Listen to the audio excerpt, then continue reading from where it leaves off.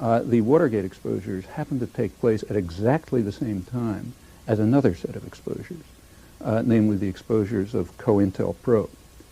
Oh, sorry, you have to explain that. It's interesting that I have to explain it because it's vastly more significant than Watergate. That already makes my point.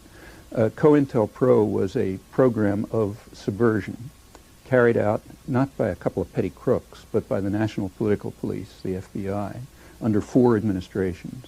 It began in the late Eisenhower administration, ran up till... This is aimed at the Socialist Workers' Party of America. The Socialist Workers' Party was one tiny fragment of it. It began, by the time it got through, I won't run through the whole story, it was aimed at the entire New Left, at the women's movement, at the whole black movement. It was extremely broad. Its actions went as far as political assassination. Now, what's the difference between the two? Very clear. In Watergate, Richard Nixon went after half of U.S. private power, namely the Democratic Party, and power can defend itself. So therefore, that's a scandal.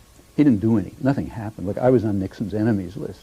I didn't even know. Nothing ever happened. But nonetheless, you wouldn't say it was an insignificant event. No, it was a case where half of U.S. power defended itself against a person who had obviously stepped out of line. And the fact that the press thought that was important shows that they think powerful people ought to be able to defend themselves. Now, whether there was a question of principle involved happens to be easily checked in this case.